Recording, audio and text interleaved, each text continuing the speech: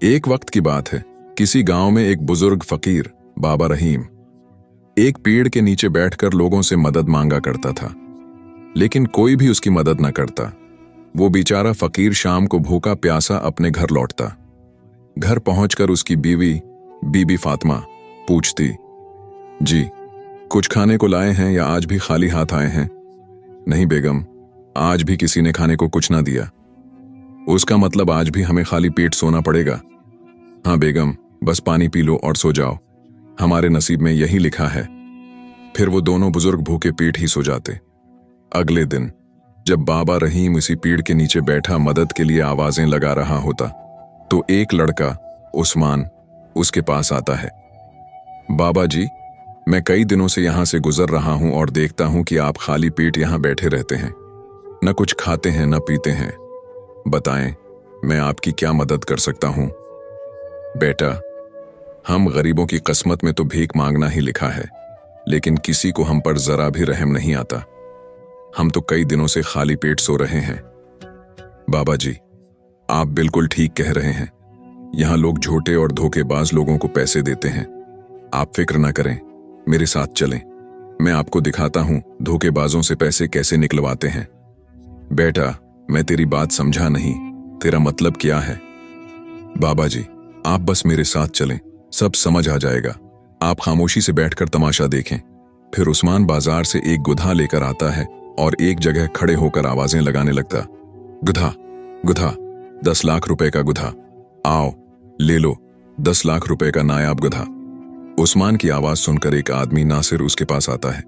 आओ भाई, क्या तो पागल हो गया? 10 लाख रुपए का गुधा बेच रहा है। भाईजान, ये कोई आम गधा नहीं है। क्यों, क्या ये गधा सेट पर लगा हुआ है? भाईजान, मेरा दिमाग ना खाओ, अगर लेना है तो लो, वरना यहां से चले जाओ। हाँ हाँ, जा रहा हूं। बड़ा आया 10 लाख रुपए का गुधा, मुझे तो इससे बड़ा गुधा लगता है। अभी बादशाह सलामत को जाकर बताता हूं कि 10 लाख रुपए का गुधा बीच कर लोगों को पागल बना रहा है। ये कहकर नासिर वहां से चला जाता है। उस्मान फिर आवाजें लगाने लगता। गधा, 10 लाख रुपए का गधा, ताजा ताजा, मीठा मीठा गधा, 10 लाख रुपए का गधा ले जाओ, ये ऑफर में दूध मद्दत के लिए है। उधर नासिर बादशाह शाहजमान के पास पहुंचता है। बादशाह पूछता है, क्या हुआ हमारा वजीर नासिर, क्या परेशानी है? बादशाह सलामत, आपकी सल्तनत में लोगों के साथ धोखा हो रहा है। वजीर, ये तुम क्या कह रहे हो?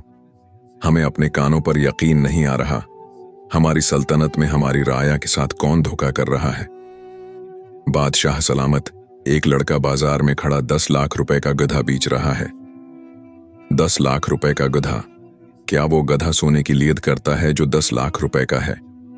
इसी वजह से मुझे उस पर गुस्सा आया कि आपके दौरे हुकूमत में आपके इलाके में लोगों को बेवकूफ बनाया जा रहा है।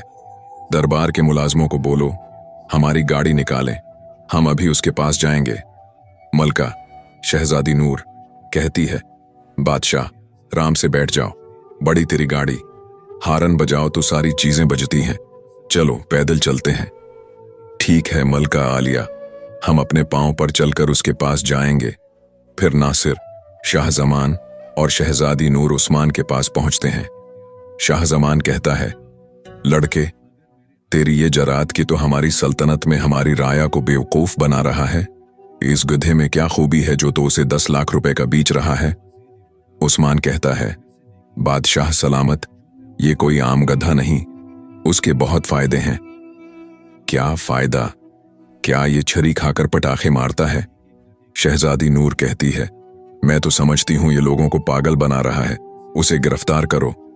शाहजमान कहता है, मुल्का जरा रखो, लड़के इस गुधे की खूबी बता।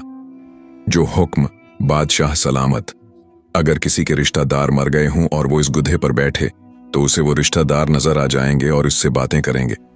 अगर किसी के बाप दादा मर गए हों तो वो इस गुधे पर बैठे तो उसे वो जिंदा नजर आएंगे। शहजादी नूर कहती है, ये तो एक नंबर का धोखेबाज लगता है, ऐसा भी हो सकता है।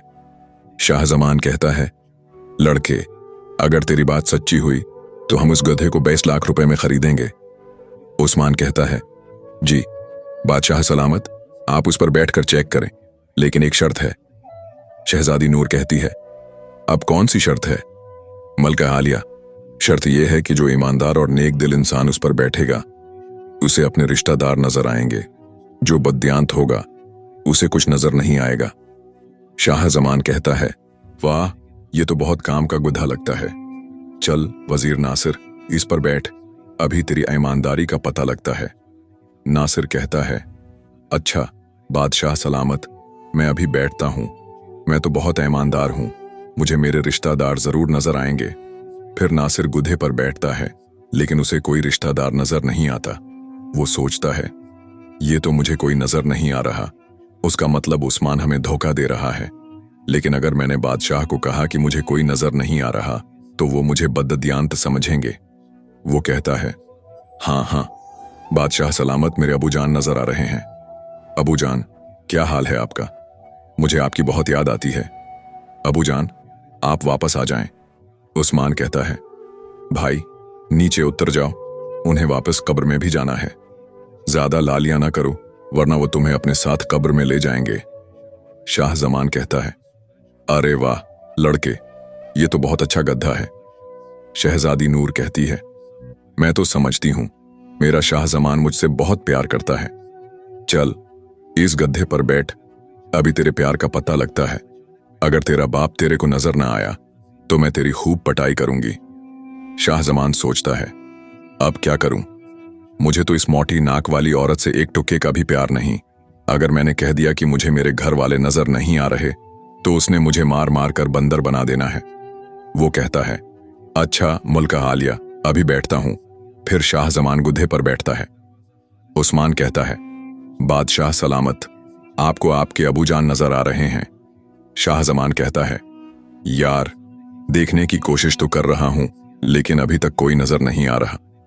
वो सोचता है, अगर नजर नहीं आया तो उसका मतलब अरे अबू जान नजर आ गए। वो कहता है, मलका आलिया, बादशाह सलामत को अबू जान नजर आ रहे हैं।